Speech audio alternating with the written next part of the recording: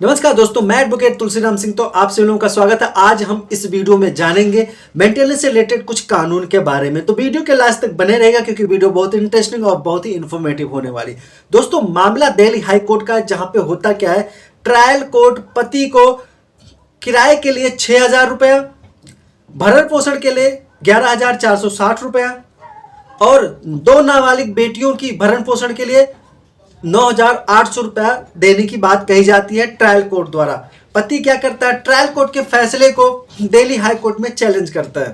जब trial court के फैसले को पति द्वारा हाई कोर्ट में चैलेंज किया जाता है तो उसमें जो दलीलें दी जाती हैं वो बेबुनियाद होती है। नंबर एक, जो पहली दलीलें होती है वो कहा जाता है कि पत्नी का किसी और के साथ नाजायज संबंध है।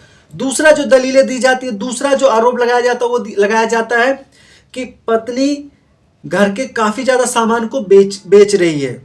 अब चूंकि जो पत्नी की तरफ से पेश एडवोकेट होते हैं, उनका कहना होता है कि जब पति पत्नी को छोड़ के चला जाता है तो उसके पास आय का कोई भी सोर्स नहीं होता है, इनकम का कोई सोर्स नहीं होता है, तो घर के जो सामान होते हैं उनको बेच के किसी तरह अपना वो खर्चा चलाती है।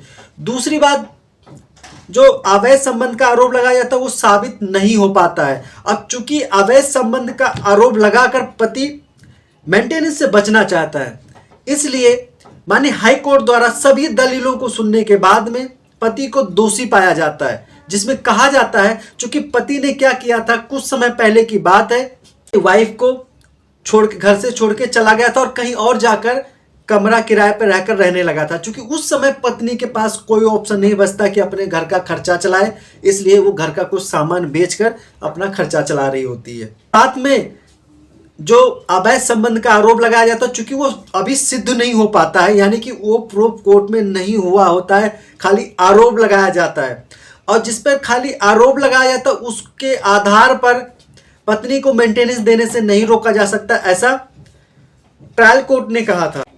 एक चीज और बताना चाहूंगा, ये जो आरोप पति द्वारा लगाया जाता है, इन आरोपों का जो FIR होता है बहुत समय बाद दर्ज करवाया जाता है। जब पत्नी के मेंटेनेंस की कार्रवाई चालू हो जाती है, इनका जो केस है चलने लगता है, उसके काफी समय बाद FIR रजिस्टर्ड करवा के और ये आरोप लगाया जाता है। ट्रायल कोर्ट के फैसले को बरकरार रखा जाता है और पति की याचिका को खारिज कर दिया जाता है माननीय दिल्ली हाई कोर्ट द्वारा। और साथ में यह भी कहा जाता है पति की जो इनकम होती है, जो मासिक इनकम होती है, यानी मंथली जो इनकम होती है, वो होती है 57,300 रुपये पर मंथ के हिसाब से उसकी इनकम होती है। और साथ में जिस व्यक्ति के अकाउंट में, यानी पति का जो बैंक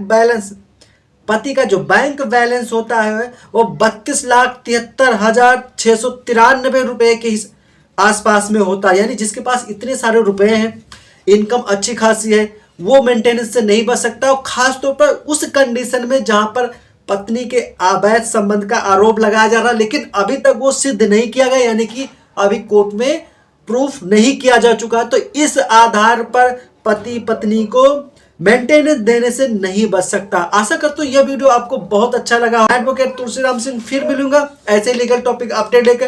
तब तक के लिए आप सभी लोगों को जय हिंद।